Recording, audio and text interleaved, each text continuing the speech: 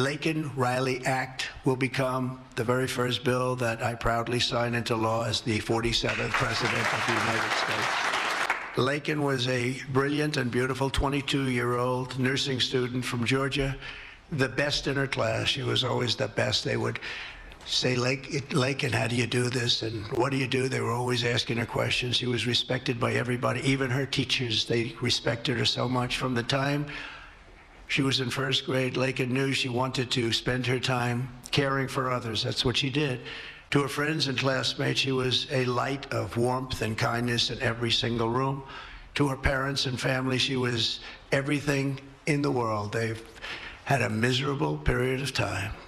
Just after 9 a.m. last February 22nd, Laken went out for a jog on the campus of the University of Georgia, but she was just never returned. She never came back, did she, huh? While on her run, Laken was attacked, viciously assaulted, beaten, brutalized, and murdered by an illegal alien gang member who was set loose into our country by the last administration. We are deeply honored to be joined today by Laken's parents, Allison and John, and her sister, Lauren. Thank you very much.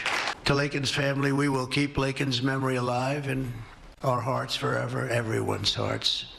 With today's action, her name will also live forever in the laws of our country. America will never, ever forget Laken Hope Riley. The vicious criminal who murdered Precious Laken was an illegal alien member of the barbaric Venezuelan prison gang known as Tren de Aragua. He trespassed across our southern border in 2022 and was apprehended by Border Patrol, but under the cruel policies of the last administration, instead of being deported, as he should have been, he was released into the United States, as were millions of other people, many of them very dangerous people. And you see what we're doing, we're getting them the hell out of here. He was released again to reoffend.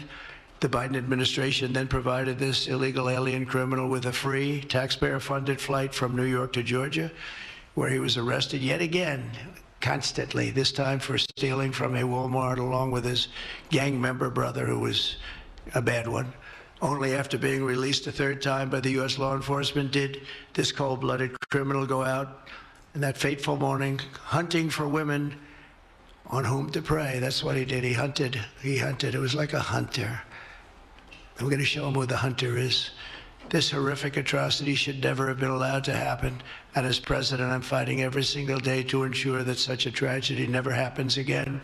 We don't want this to happen. Under the law I'm signing today, the Department of Homeland Security will be required to detain all illegal aliens who have been arrested for theft, burglary, larceny, shoplifting, assaulting a police officer, murder, or any crime that results in death or serious injury. In addition, for the first time ever, this act gives state governments the ability to sue the federal government for immediate injunctive relief if any future administration ever again refuses to enforce the immigration laws of the United States, like happened for 4 long years.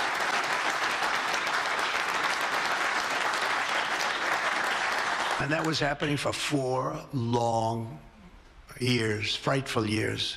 Amazing. You'd say, how can people do this? How can they allow this to happen? How can they allow criminals to pour into our country and then try and defend it? And they're still trying to defend it, but they can't. That's why I'm here instead of somebody else, actually. It's the biggest reason. I believe it's the single biggest reason. Inflation was horrible. Many things were horrible during that administration. When you look at what took place in Afghanistan, the way they got out, not that they got out, but the way so many things were horrible. But to me, this was the worst of all. It's a landmark law that we're doing today. It's going to save countless innocent American lives. I want to thank every House Republican, every Senate Republican,